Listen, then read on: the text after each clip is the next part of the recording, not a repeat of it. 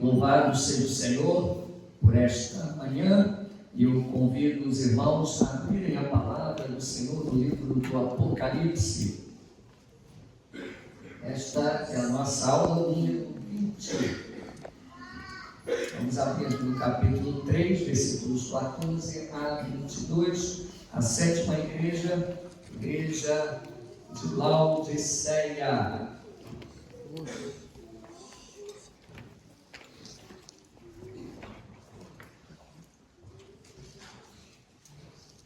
Ao anjo da igreja em Laodiceia escreve: estas coisas diz o Amém, a testemunha fiel e verdadeira, o princípio da criação de Deus.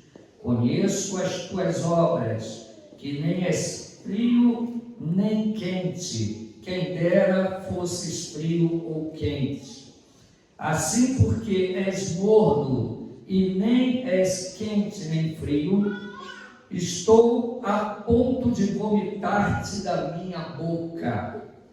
Pois dizes: estou rico e abastado, e não preciso de coisa alguma, e nem sabes que tu és infeliz, sim, miserável, pobre, cego e nu.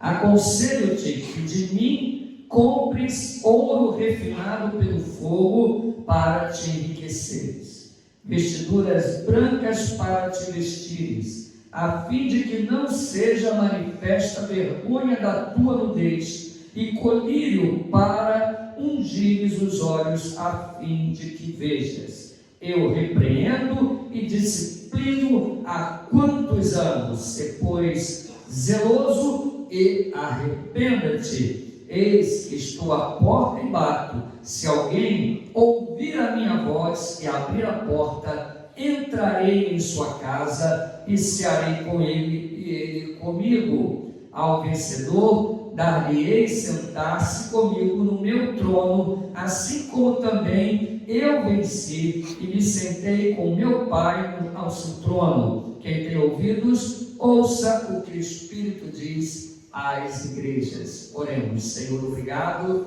por tudo que tens feito em nossa vida. Obrigado, meu Senhor, por esta manhã. Obrigado por todas as conquistas que o Senhor nos proporcionou ao longo desses 25 anos. Estamos felizes e alegres. Que o teu nome seja exaltado. Não a nós, Senhor, mas ao teu nome seja dada a glória, porque verdadeiramente nada podemos sem o Senhor. Portanto, Senhor Deus, continua conosco, pois nada poderemos fazer sem o Senhor. Nos abençoa com a tua presença santa, espalha sobre nós a tua graça, a tua misericórdia e enche-nos do poder do teu Espírito Santo, em nome de Jesus. Amém. Os irmãos podem se assentar, as crianças podem se dirigir para a sala respectiva, a sala de aula.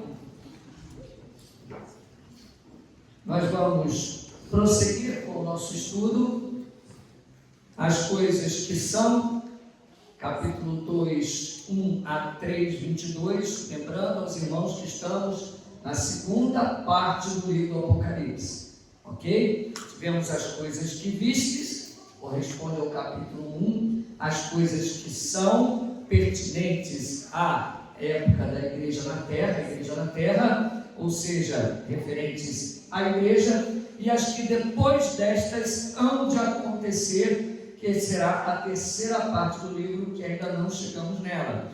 Então estamos hoje encerrando essa segunda parte, que traz esta dentro do contexto da igreja, que foi desde o capítulo 2, 1 até 3, 22. Especificamente hoje a igreja de Laodiceia, no capítulo 3, versículos 14 a 22.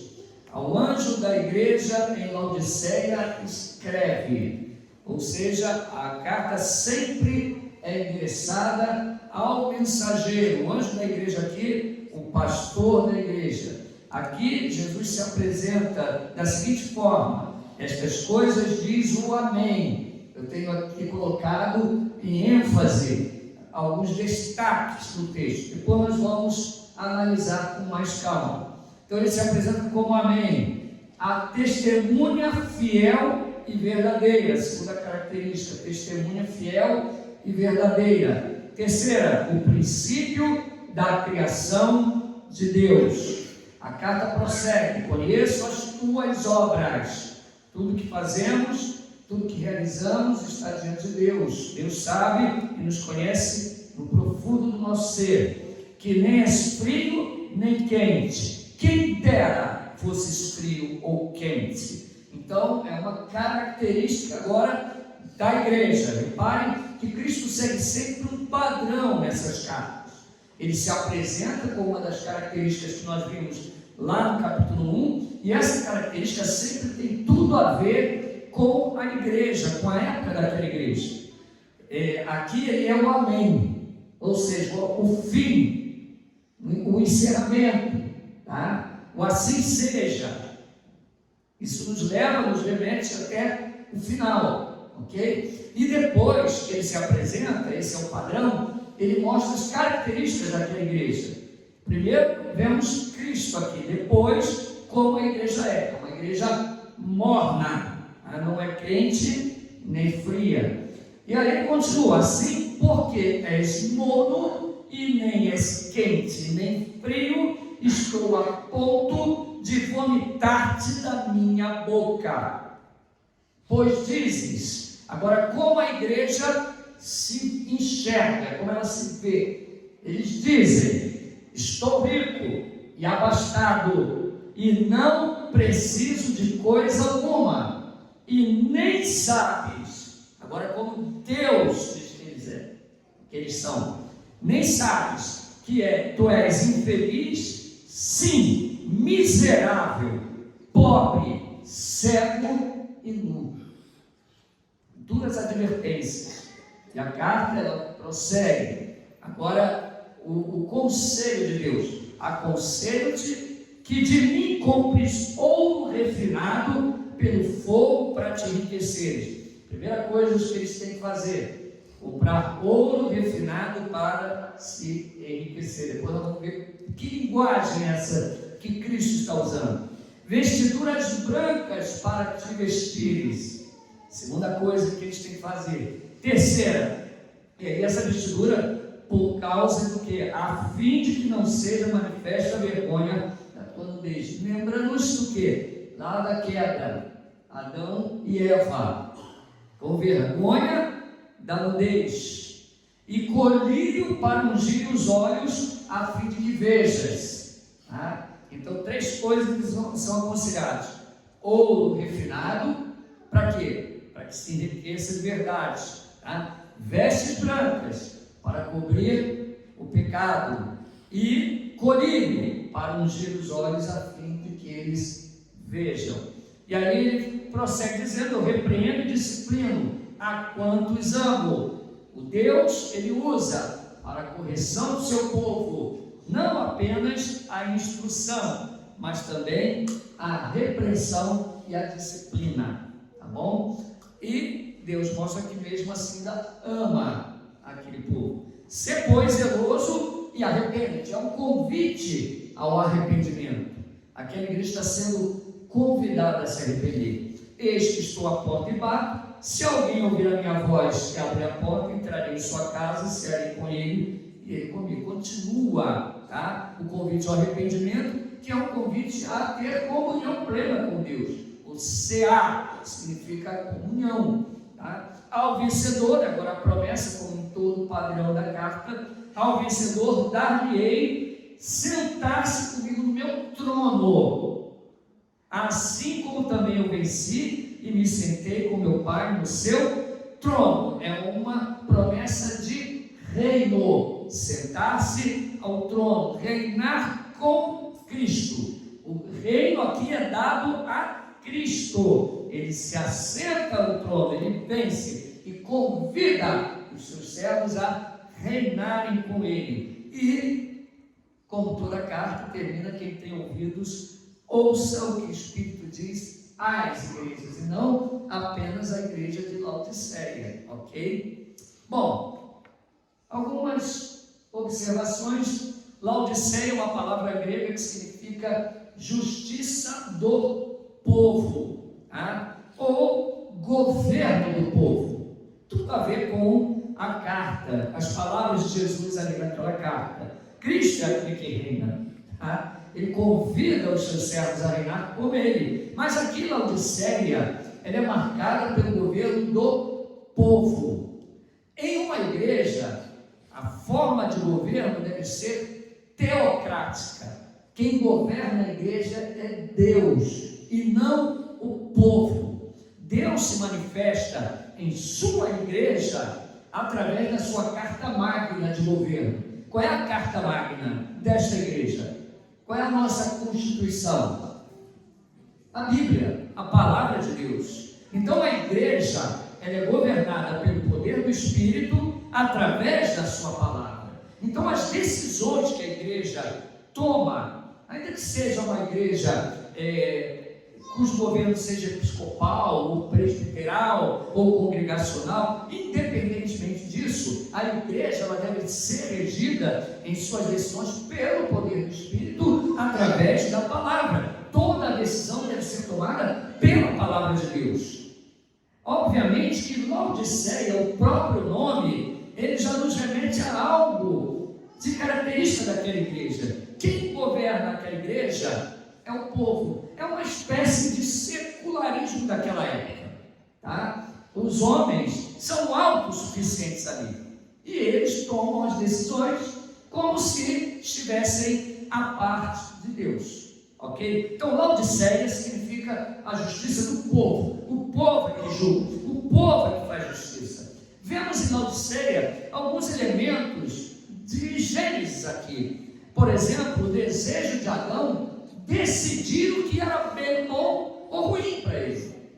A árvore do conhecimento do bem e do mal. Nós vemos aqui em Laodiceia e também a nudez e a vergonha do pecado. Uma igreja que decide o que quer.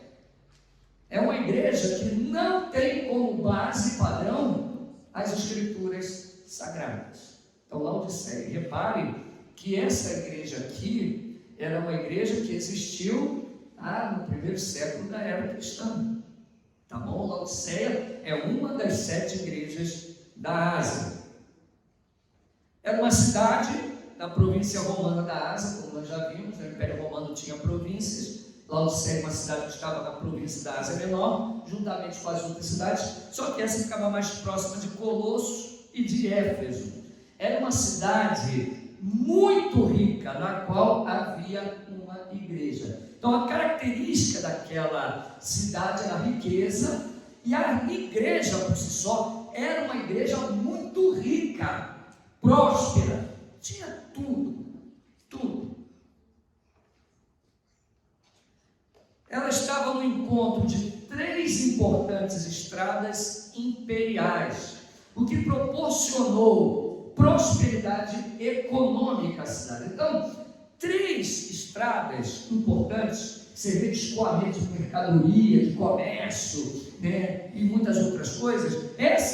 O cruzamento dessas estradas, Laodiceia estava ali, próximo a essas estradas, o que proporcionou muita prosperidade para aquela cidade. Lá existiu um importante centro comercial. Repare que as maiores características de Laodiceia não são tanto os templos pagãos como nas outras, mas sim a prosperidade econômica. Então lá havia um importante centro comercial, haviam bancos, não como nós conhecemos hoje, mas já um certo sistema de guardar dinheiro. Então havia toda essa transação comercial. Também existia uma conhecida escola de medicina. Fernando, uma escola de medicina primitiva, mas eles já estudavam o corpo, a cura para algumas enfermidades, e por isso lá tinha um colírio que era muito conhecido, que era o colírio feito de pó frígio. Então eles utilizavam esse colírio para as enfermidades dos olhos, feito de um pó chamado pó frígio. Então veja bem, o que tinha lá? Riqueza, prosperidade, muita prosperidade, uma escola de medicina, vamos assim dizer, primitiva, fabricavam um pó chamado pó frígio, famoso em todo aquele lugar, né, para tratamento dos olhos. Mas tinha mais coisa lá. Em Laodiceia também se produziu um tipo de lã especial, de cor negra e brilhosa, que era difícil encontrar, e só tinha ali em Laodiceia que fazia esse tipo de lã, uma lã negra, brilhosa, muito valiosa, que era utilizada para a confecção de trajes e roupas caríssimas e luxuosas. Então pessoas ricas, né, procuravam esse tipo de lã para fazer suas roupas luxuosas. Repare que as características da cidade, como Deus não está alheio nem ao que acontece no nosso contexto onde nós moramos. Repare bem, as características dessa cidade, riqueza, as vestes luxuosas, o colírio, o pó frígio, né, produzido pelos médicos, vamos assim dizer, daquela época, tem tudo a ver com a repressão de Cristo. Você já reparou? Vocês têm riqueza, mas vocês têm que comprar ouro provado pelo fogo. Vocês têm esse colíriozinho aí que não presta para nada? Eu quero que você compre o meu colírio para ungir os olhos de vocês. Vocês têm essas vestes luxuosas, mas vocês deviam ter vestes brancas. Olha como Cristo, ele repreende a igreja utilizando-se de todas as coisas que haviam ali naquele lugar. Então essas características têm tudo a ver com o que Cristo ele fala ali naquela carta. Bom, o versículo 11 começa assim: ao anjo da igreja de Laodiceia escreve essas coisas, o amém, testemunha fiel e verdadeiro, o princípio da criação de Deus.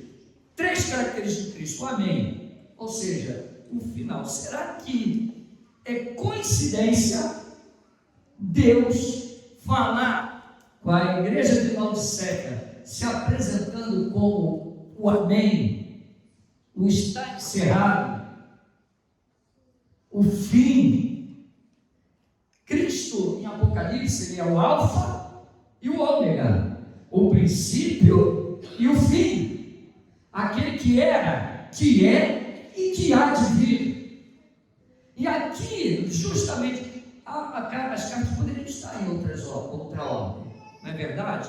Se não tem nada a ver, vamos supor, né, que a gente não possa enxergar uma aplicação de tempo também nas cartas, porque elas foram colocadas exatamente nessa posição. Laodiceia poderia ser a primeira das cartas, ou Tiatira, Filadélfia, mas elas estão arrumadas necessariamente, intencionalmente, vamos dizer, de uma forma soberana por Deus, justamente nessa sequência, quando culmina com a igreja de Laodiceia no amém. E repare que na igreja anterior, Filadélfia, vamos lembrar que em Filadélfia, o que Deus diz àquela igreja? Porque guardaste a palavra da minha perseverança, eu te guardarei da hora da tentação que há de vir sobre o mundo inteiro.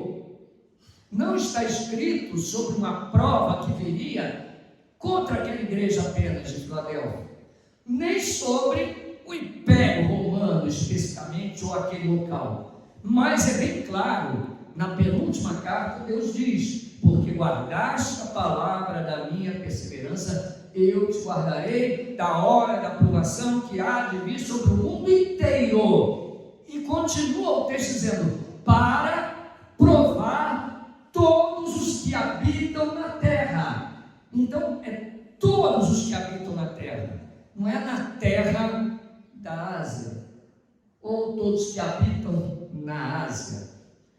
Outra coisa que você pode encarar como coincidência, né? O Mar Vermelho abriu como coincidência, né? Tudo é uma coincidência e é uma coincidência, mas você pode ver com os olhos espirituais o seguinte: Filadélfia e Laodiceia são igrejas completamente opostas. Enquanto Filadélfia, Deus diz para eles, né, que eles não têm dinheiro, têm pouca força, não tem nenhuma projeção social, é uma igreja pobre, Mas Deus diz que eles, na verdade, são ricos. Eles guardaram a palavra, guardaram e não negaram o seu nome. Então, Deus promete a eles que os livraria de algo. E não durante algo. Não diz na, mas dá. A gente pode fazer um texto aí, um estudo, né, que não cabe aqui para nós. Mas a nível acadêmico, de pegar essa partícula e ver se é dá ou na. E nós vamos ver que é dá. Então, logo em seguida a Filadélfia, veio a Laodiceia, completamente oposta. Uma igreja rica, uma igreja secularizada, que confia em si próprio, confia na ciência, confia em suas riquezas, em seu luxo e em sua força.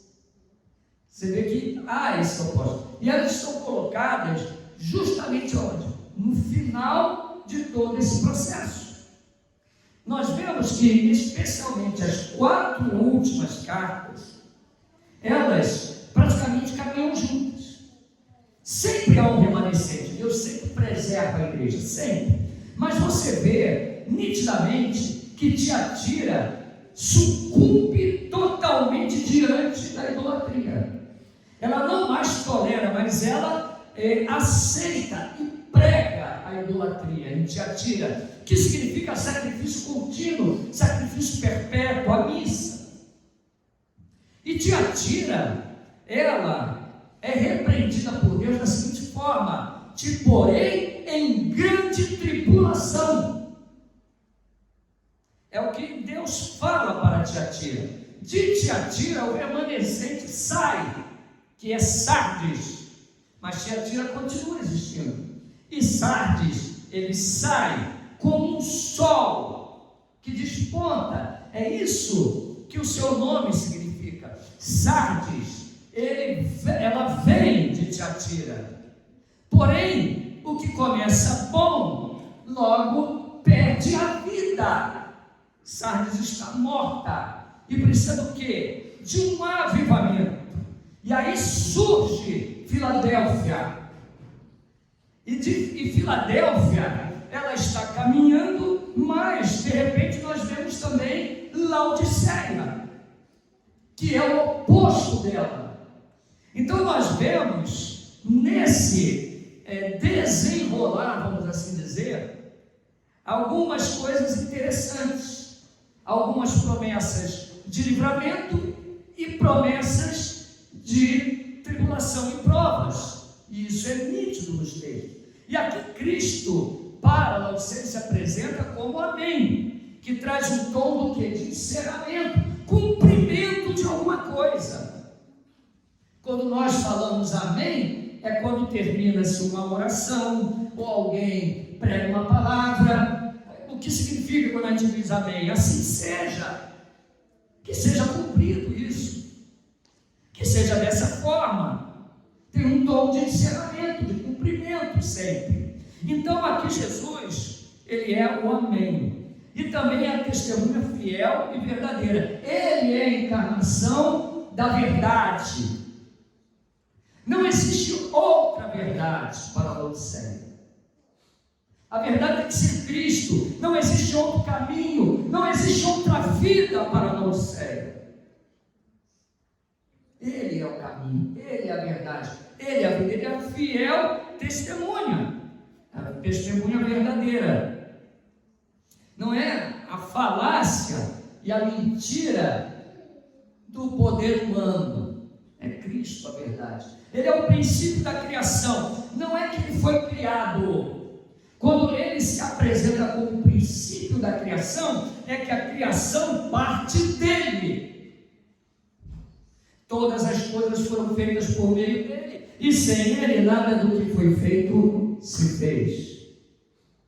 Portanto, nós vemos aí em João 3 uma referência a isso. Cristo é o princípio da criação, no sentido de que todas as coisas foram feitas por ele. Ele é o início. Colossenses 1, 16, 17 diz: pois nele foram criadas todas as coisas nos céus e sobre a terra, as visíveis e as invisíveis, sejam tronos, sejam soberanias, quer principados, quer potestades, tudo foi criado por meio dele e para ele. Ele é antes de todas as coisas, nele tudo subsiste. Como uma igreja pode viver sem Cristo? Quem nos sustentou nesses 25 anos? Foi o poder de alguém, a inteligência de alguém, a capacidade de alguém? Nós devemos ter muito cuidado, especialmente em épocas de bonança. Passamos por muitas lutas nesse período. Foram exatamente 4 rebeliões que nós já passamos aqui na igreja. Dificuldades financeiras, membros doentes com doenças graves, lutas com vizinhos no antigo templo. Quantas coisas nós passamos. E o que nos proporcionou a vitória? Foi Cristo. Então temos que ter cuidado nos tempos de bonança, de não nos esquecermos de glorificar a Deus e de exaltar a Deus e transferir toda a glória, todo o louvor sempre para Ele. Eu fico muito assim, apreensivo com elogios, com coisas desse tipo. A Bíblia mesmo diz que o homem é provado nos louvores. Quando ele aceita os louvores que não lhe é devido. Então, por um lado, obviamente, todo o reconhecimento deve ser dado. Vou dar um exemplo. O som aqui, maravilhoso. Eu parabenizo toda a equipe que trabalhou, especialmente a Carolina, mas eu sempre tenho cuidado de pensar o seguinte: nada disso seria feito sem Deus, sem o poder de Deus em nossa vida. É o maior legado que nós podemos ter. Senão nós, daqui a pouco, somos provados de outra forma. Deus começa a prosperar esta igreja, a prosperar, e nós vemos acontecer isso em muito lugar. Tem muita igreja que na prosperidade começa a esquecer de Deus e contar com a sua própria força. Temos um embate jurídico. Nós temos 10 advogados na igreja, a gente vai resolver. Temos irmãos com os dentes estragados. Nós temos 10 dentistas na igreja, vamos resolver. Temos irmãos doentes, 10 médicos na igreja agora. Acabou o problema. É o que aconteceu com a Laodiceia. Não preciso de nada. Precisamos sim. Precisamos sim. Fernanda está grávida. Deus vai abençoar a Fernanda. Os médicos vão trabalhar. Mas primeiro a gente pede a Deus que abençoe vocês. Que abençoe essas crianças. Que abençoe essa monquinha que está doente. Ele vai levar no médico, vai tratar. Isso faz parte da queda, do pecado. Mas, acima de tudo, é Cristo. Eu não tenho a maneira de esconder quando eu estou doente. Tem gente que esconde, não conta para ninguém não. Eu já boto a boca no trombone, já põe lá no grupo da igreja, ora por mim. Primeira coisa que eu faço, ore. É tão gostoso quando toda a igreja ora pelo Agemir, ora pelo Flávio, ora pelo Assura. A gente lembra um do outro. Isso mostra a nossa suficiência em Cristo e não em nós mesmos. Que nós não esqueçamos disso nessa festa de aniversário aqui da igreja. Eu estou orando já. Vocês estão orando? Amém? Eu estou orando.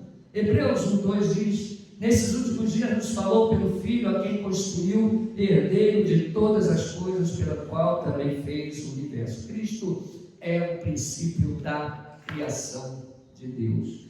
Versículos 15 a 17. Conheço as tuas obras, que nem és frio nem quente, quem dera fosses frio ou quente. É muito bom nesse inverno, né? Que está acabando já, mas hoje fez um friozinho, tomar um café quentinho, né? Quem gosta de café quentinho? Mas já também existe café gelado também. Você vai lá na cafeteria, você quer um café gelado, eles servem café gelado também. Tem gente que gosta de café gelado com chantilly, mas é vomitante o café morno. Você vai na garrafa quente, que o café está quentinho, você põe o café morno. Não é gelado, nem é quente. A pior coisa é o morno. da ânsia. E é assim que Deus fala que é aquela igreja, uma igreja morna. Quem dera, Deus diz, fosse frio ou quente. Assim, porque és morno, nem és quente nem frio, estou a ponto de vomitar-te da minha boca. Ou seja, uma igreja que, para Deus, ela dá náuseas. Quando alguém é frio espiritualmente, nós mesmos, com a ação do Espírito, nós procuramos chegar naquela pessoa, ajudá-la, tentar fazer com que aquela pessoa se anime, oramos por ela. A pessoa que é cheia de fervor, nós também costumamos a nos aproximar, pegar conselhos, orar por ela. Mas o crente morno é aquele que tenta aparentar algo que ele não é, e não sabe o quanto está fazendo mal para ele. Ele é capaz às vezes de trabalhar, é capaz de exercer alguma coisa, mas o seu coração está completamente frio diante de Deus, morno. E a característica desse morno é o seguinte: eles dizem, estou rico, abastado e não preciso de coisa alguma. Olha o que eles dizem: eu não preciso de coisa alguma. É uma característica de uma pessoa morna. Estou bem, estou rico, preciso de Deus. Irmãos, vamos adquirir o hábito de novo, Você vai sair, não precisa orar uma hora, mas ore, pare com a sua família, o Senhor nos guarda, nos leve em paz, nos conduz até onde estamos indo e nos traga de volta. É o mínimo que um crente faz. Sentar-se à mesa: Senhor, obrigado por esta comida. O que você está dizendo aí? A sua dependência. Certa vez, um irmão disse para mim: olha, eu dependo do meu braço. Se eu não trabalhar, eu não tenho nada. É um estúpido, um ignorante. Recentemente, lá na escola, morreu um jovem atleta. Um irmão, uma pessoa, um aluno que praticava exercício, morreu lá na piscina. Não foi isso? Quem imaginar que ele morreria tão jovem? Um atleta muito bem preparado. E quem imaginar que meu pai, aos 89 anos, estaria vivo e caminhando? É Deus. Nós dependemos de Deus em tudo. Mas a igreja morna, ela se acha autossuficiente, é secularizada, ela é governada pelo povo. Ela se acha autossuficiente, egocêntrica e antropocêntrica. Típica. Será que você não está vendo? Em Laodiceia, em Filadélfia, o que nós vemos hoje? Será que você consegue ver isso? Igrejas que não têm tanta força, mas são fiéis. Igrejas poderosíssimas para os homens, que para Deus são miseráveis. Igrejas com influência política, que nós olhamos e até as autoridades vêm pedir bênção a elas no dia de eleição. E igrejas como a nossa, que são pequenas, que não fazem muita diferença nesses termos. Vemos também ao nosso redor a Tiatira, todo vapor. Não é verdade? O catolicismo, com toda a sua idolatria, que prossegue por aí. Mas também vemos, por exemplo, igrejas que consagraram bispos homossexuais. Igrejas que vieram da reforma protestante. Vemos uma Europa totalmente secularizada. Precisamos observar essas coisas. Laodiceia fala muito conosco hoje. A forma que Jesus enxerga a igreja é diferente da qual ela se enxerga. Como eles se achavam? Eles achavam que eram ricos, abastados e não precisavam de coisa alguma. Como é que você se enxerga? Eu pergunto a você hoje: como você se enxerga?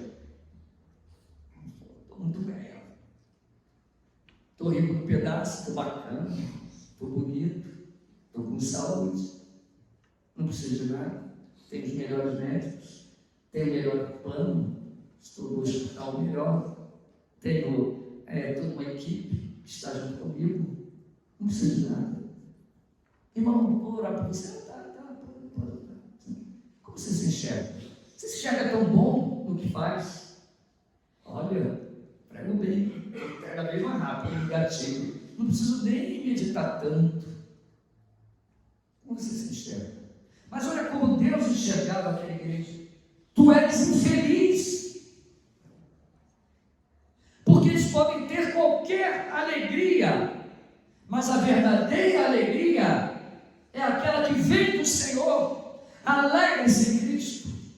O verdadeiro contentamento está em Cristo. Por isso que Cristo diz: vocês são infelizes, miserável e pobre. Que tristeza. Deus falar para uma igreja inteira: vocês são miseráveis, pobres. Para uma igreja que se achava rica, cego e nu.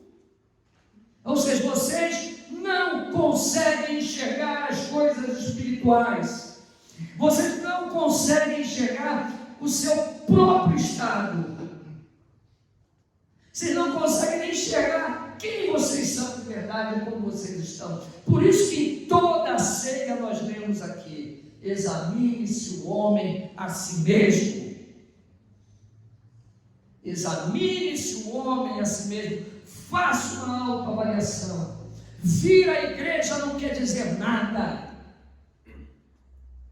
Não vir à igreja é um sinal de falta de conversão. Aquele que fica fugindo de culto, faltando culto, muitas vezes eu questiono se essa pessoa é salva. Mas aquele que vem sempre à igreja, porém não tem o seu coração transformado, não quer dizer nada também. Deus deixa claro o real estado daquela igreja. Quem dirige Laodiceia não é o Espírito Santo, e sim o povo. Prega o que o povo quer ouvir. Atualiza a Bíblia. É o amor. Laodiceia ouve o que o seu coração quer. Laodiceia escuta o que é agradável ao seu ego. Porém, a voz do povo não é a voz de Deus. Laodiceia procura satisfazer a vontade do homem. Suas pregações satisfazem o ego humano, mas estão distantes da verdade. Aí o David Leonardo com a sua risadinha. Todos eles. Legal. Versículo 18 e 19: aconselho-te que de mim compres ouro refinado pelo fogo para te enriqueceres. Como é que você purifica o ouro? Passando ele no fogo, derretendo para tirar a impureza. Sabe o que Deus está falando? É melhor para vocês passarem pelo fogo, para que vocês sejam ricos de verdade. Aconselho-te que compres ouro refinado pelo fogo. Essa igreja precisava de uma prova. Vestiduras brancas para te vestires, a fim de não que seja manifesta a vergonha da tua nudez. Ao invés de roupas luxuosas, busquem a santidade. Está falando, vocês deviam buscar uma vida piedosa. No último culto de oração, eu tive que subir para ajudar a minha esposa a ligar a televisão para passar algo para as crianças ali. E sinceramente eu fiquei uma mescla de irritado, com decepcionado, com aborrecido, porque eu vi de lá pessoa batendo papo, e gesticulando, mãe com filho, e pessoas no celular, outros conversando. O que você está fazendo aqui? Será que você está tendo uma noção distorcendo de quem você é de verdade? Nós não temos missa de culto presente, nem culto de corpo presente. Você só está o corpo aqui. Está lá na oração, está olhando para quanto é canto. E o pior, o filho, a filha, fica do lado, aprendendo isso. Ensina para a sua família. Se você soubesse como vale a pena investir no coração dos seus filhos para conquistá-los para Cristo, você ia ver que você não teria metade dos problemas que você vai ter quando eles crescerem. Imagine um adolescente sem Deus nos dias de hoje. Imagine isso. Você deveria temer 10 vezes mais. Deus conclama uma vida piedosa. Não adianta vivermos de uma forma aqui e chegar em casa, vivermos em pé de guerra, gritando, nos bravejando, brigando, dando golpe, comprando e não pagando, falando mal da igreja, falando mal do pastor, falando mal dos irmãos. Irmão, não está satisfeito, procura outro lugar, mas não faça isso, está fazendo mal para o seu filho.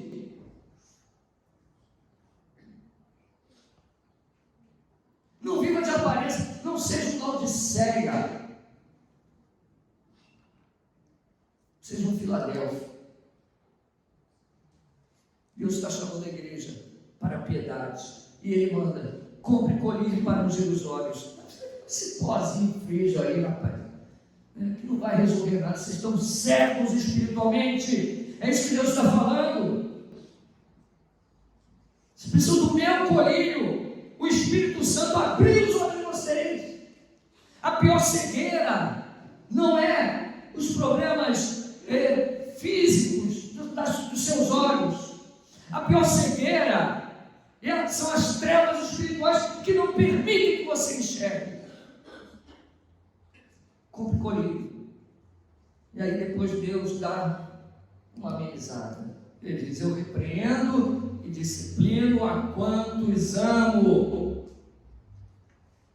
Nós temos a noção de que chamar a atenção disciplinar porque não ama. Não, é uma forma de amor, de correção. Ele está repreendendo e está disciplinando porque ele ama. Mas a disciplina ainda não havia vindo, mas ele está prometendo uma disciplina. Ser, pois, zeloso e arrepende-te. Arrependa-te. Arrependa-te enquanto há tempo. Então, os versículos 18 e 19 são chamados ao arrependimento. Jesus Cristo é o único capaz de dar a verdadeira riqueza, cobrir a verdadeira nudez do pecado e dar vista aos cegos. Quando Adão e Eva caíram, uma coisa interessante que eu aprendi e queria passar para vocês: quando eles caíram, repare que antes da queda eles estavam nus e eles não tinham vergonha. Eles não tinham vergonha. Quando a queda acontece, qual é a primeira coisa que Adão e Eva faz? Eles tentam cobrir o que? A sua nudez. E eles fazem vestes para cobrir os seus órgãos sexuais. Por que será que eles, por exemplo, não cobriram os olhos, a boca, o nariz? Por que eles vão lá e cobrem os órgãos sexuais? Porque eles ficaram com vergonha de estar nu, mas eles já estavam nus. Deus sabia que eles estavam nus. O que fez isso? Simples. Deus criou o homem. Agora você não vai esquecer mais. Para refletir a imagem de Deus, imagem no espelho, refletir a imagem de Deus, mas também para espalhar a imagem de Deus na terra. Refletir a imagem de Deus, para que as pessoas vejam que você é a imagem de Deus. E como isso seria feito? Glorificando a Deus, tendo um caráter conforme Deus ensina, não é verdade? Mas a queda não permitiu mais que essa imagem fosse plenamente refletida. Houve, vamos assim dizer, a imagem de Deus no homem foi manchada com a queda. Mas também Deus criou o homem para espalhar a imagem, de duas formas: glorificando a Deus através da sua vida, a fim de que as pessoas olhassem para Ele e vissem o Criador dele. Deus manda o homem governar. Olha só que interessante. Ele faria o papel, entendo o que eu vou dizer, de Deus, entre aspas. Ele cuidaria de toda a criação, ele cuidaria de todas as coisas. E através do seu governo, de Adão, através do amor, da bondade, da justiça, ele refletiria a imagem de Deus. Mas não é só isso. O mais importante, como Adão sozinho ia espalhar a imagem de Deus no mundo, a todos os cantos do mundo, seria impossível, a não ser porque Deus falou para eles: crescerem e multiplicar os filhos. Os filhos são enviados para espalhar a imagem de Deus em toda a terra, encher a terra. Através da relação sexual de Adão e Eva, seus filhos que nascessem espalhariam a imagem de Deus. Mas agora, até esse espalhar estava manchado. Adão e Eva espalhariam não mais a imagem de Deus, mas a imagem de pecado, de queda, a imagem distorcida, contaminada, uma imagem que não era mais o que Deus queria. E isso envergonhou extremamente aquele casal. Eles não refletiriam mais a imagem de Deus nos seus filhos, e sim uma imagem, vamos assim dizer, entre aspas, diabólica.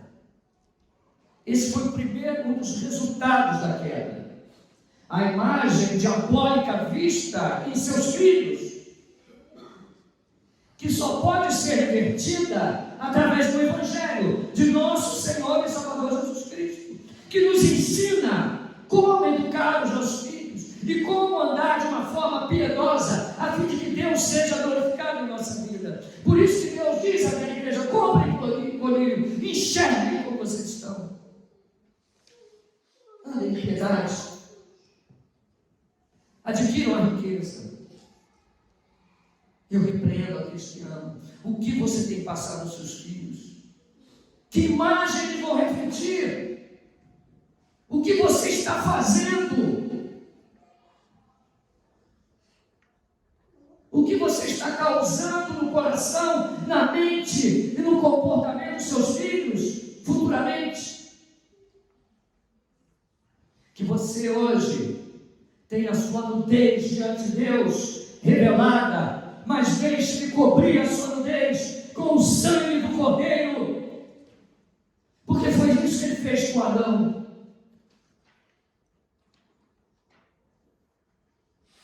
Não se porte mais como o Adão caído.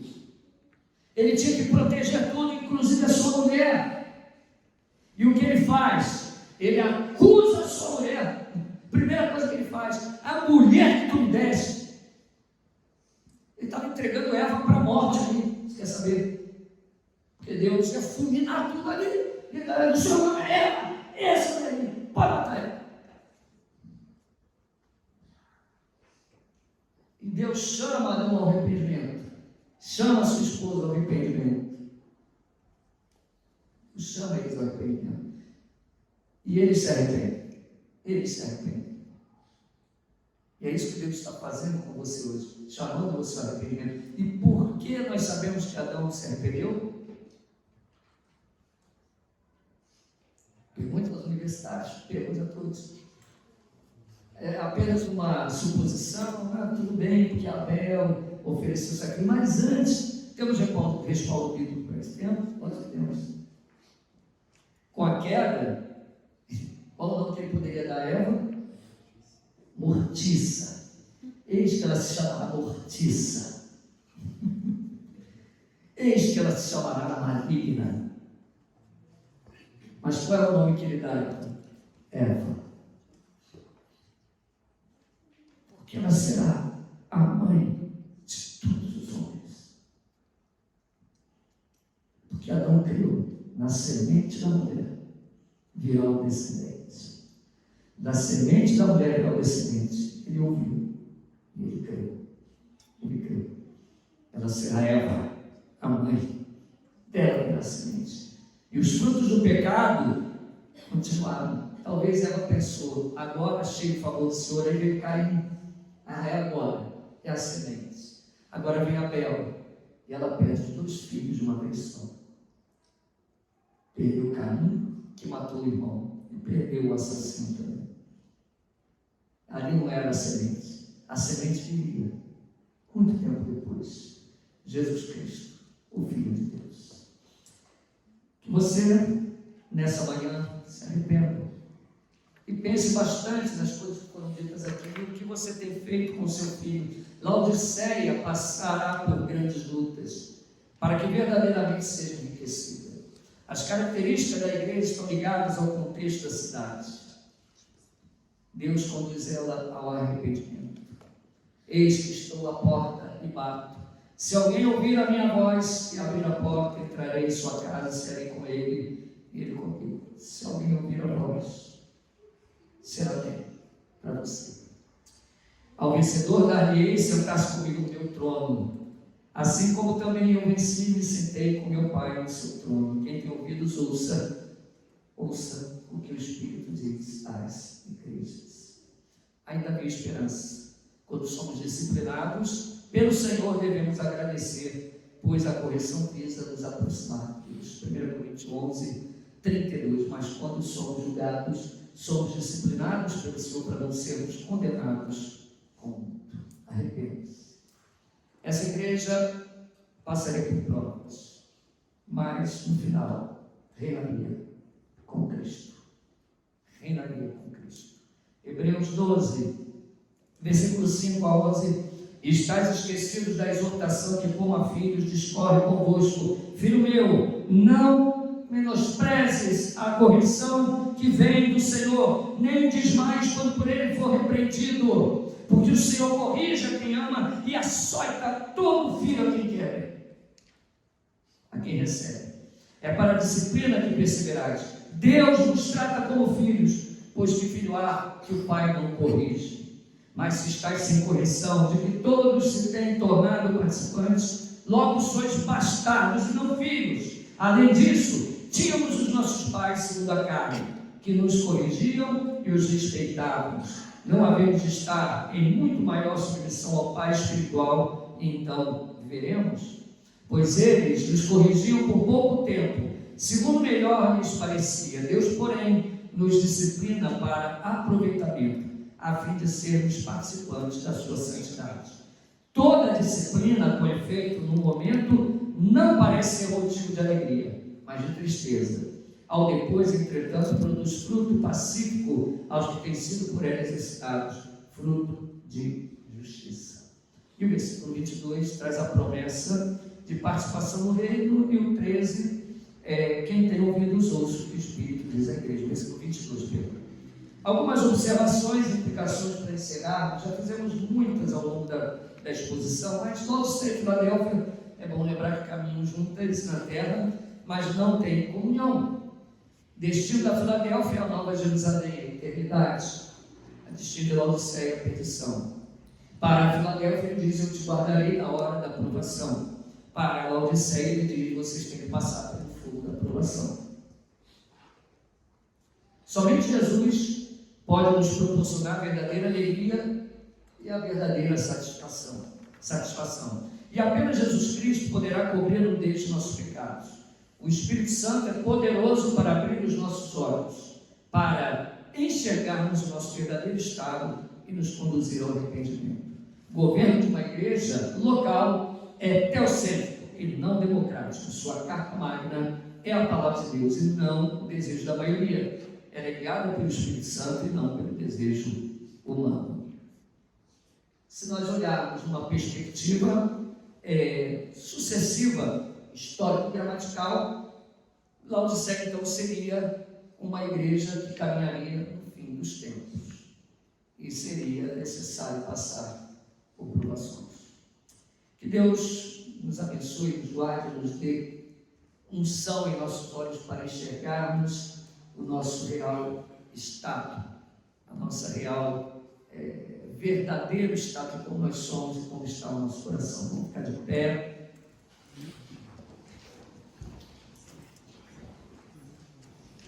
Eu procurei ao longo dessas cartas mostrar as três perspectivas, tá? Então, se vocês perceberam, eu não enfatizei um ou outro. Eu procurei mostrar o sentido da existência real dessas igrejas na época. Procurei mostrar o que é interessante, mais interessante para nós, a aplicação de cada uma dessas situações em nossa vida, como fizemos hoje. Mas procurei também mostrar para vocês a perspectiva histórico-gramatical dentro de uma interpretação futurista e progressiva. Tá? Que Deus nos abençoe, e gostaria que